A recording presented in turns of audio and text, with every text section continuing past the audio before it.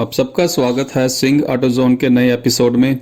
दोस्तों, अक्सर कमेंट्स आते हैं, काफ़ी लंबे समय से ये हमारी डिस्कशन होती रहती है मेरे व्यूवर्स के साथ कि जो डिपेंडेंस है हमारी इलेक्ट्रिकल व्हीकल सेगमेंट में लिथियम आयन बैटरीज पर, वो भारत के लिए ठीक है या नहीं। क्योंकि हम सब जानते हैं कि चाहे माइनिंग की बात हो, चाहे इन बैटरीज की प्रोडक्शन की बात हो, तो चाइना वहां पर हर जगह उस चीज़ को इस्टेब्लिश करके बैठा हुआ है, सारा उसके एक तरह से कह सकते हैं कंट्रोल में है। तो बिल्कुल हम एग्री करते हैं कि इस हिसाब से ये सब इंडिया के फेवर में नहीं है। बट यहाँ एक कंडीशन और है। इमेजिन कि भारत की ही कोई कंपनीज बड़ा सेटअप कहीं अपना उन कंट्रीज में जहां पर लिथियम माइनिंग होती है वहां पर अपना प्रोजेक्ट स्टार्ट करे और वहां से माइनिंग करके दोबारा से उसको इंडिया में भेजे और इंडिया में ही प्लांट लगे लिथियम आयन बैटरीज बनाने के, फिर हम कह सकते हैं कि बिल्कुल ये भारत के फेवर में है। तो आज का अपडेट उसी से जुड़ा है। एक गुड न्यूज है।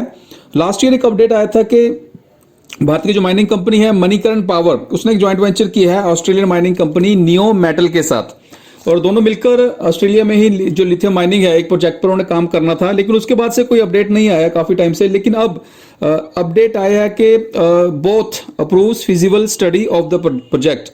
इसका मतलब यह है कि हम सब जानते हैं कि बड़ी इन्वेस्टमेंट है, तो उसके लिए बिल्कुल काफी स्टडी हुई है इनकी। उन्होंने आपस में जो भी समझौते थे वो सब इन्होंने अप्रूव किए, आपस में एग्री किया है। जॉइंट वेंचर 50-50 का है, सभी साइंस वगैरह इनके हो गए हैं। हम कह सकते हैं इसका सीधा मतलब यह है कि आने वाले कुछ महीनों में प्रोजेक्ट स्टार्ट हो सकता है। और ये जो माइनिंग रहेगी ये तकरीबन सालाना यहाँ से 20,000 टन लिथियम हाइड्रोक्साइड को निकाला जाएगा, भारत आएगा।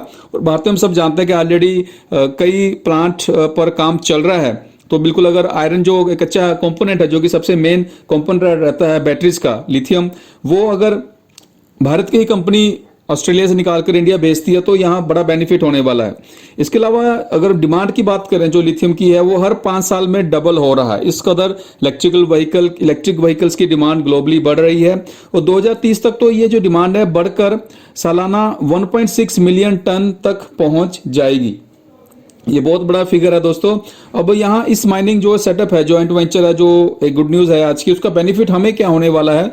2 बेनिफिट है। बिल्कुल एक जो डिपेंडेंस है जो हमारी चाइना पर लिथियम बैटरीज के जो कंपोनेंट और के लिए, लिथियम हाइड्रोक्साइड के लिए, वो कम होगी। और दूसरा ओवरऑल प्राइस का भी हम कह सकते हैं कि यहाँ पर फर्क पड़ने वाला है, बिल्कुल पड़ेगा। उम्मीद है, ये तो सिर्फ एक ज्वाइंट वेंचर एक सेटअप है, उम्मीद है कि बहुत जल्द भारत की और गवर्नमेंट या नॉन गवर्नमेंट कंपनीज मिलकर कुछ ऐसे और प्रोजेक्ट्स लगाएंगी। आई थिंक कम से कम 3 से 4 कंपनीज ऐसे माइनिंग प्रोजेक्ट अगर चल पड़ते हैं तो मैं कह सकता हूं कि आने वाले 2 से 3 साल में जो डिपेंडेंस है एटलीस्ट जो चाइना पर है वो काफी हद तक कम हो सकती है। और हम उम्मीद है कि आई थिंक इस साल अगले साल से जो बड़े प्लांट जो काम चल रहा है lithium ion batteries manufacturing plants पर, उन पर भी प्रोडक्शन शुरू हो जाएगी। तो यहाँ बाकी देखते हैं कोई अपडेट आता है और ऐसा जुड़ा आना चाहिए, जरूरी है।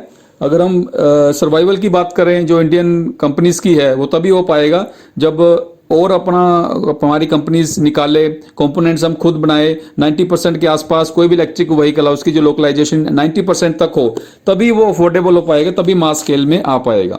कोई और अपडेट इससे जुड़ा आएगा आगे कोई और कंपनीज का, बिल्कुल आपके साथ शेयर करूंगा सबसे पहले। आज के लिए इतना ही। जो व्यूवर्स फर्स्ट टाइम चैनल को देख रहे हैं तो बिल्कुल रिक्वेस्ट है कि सब्सक्राइब जरूर कीजिएगा, बेल आइकन बटन को भी दबाइएगा, ताकि आपको इस तरह के इलेक्ट्रिकल व्हीकल या रिन्यूएबल एनर्जी से जुड़े अपडेट आप सबको मिलते रहें।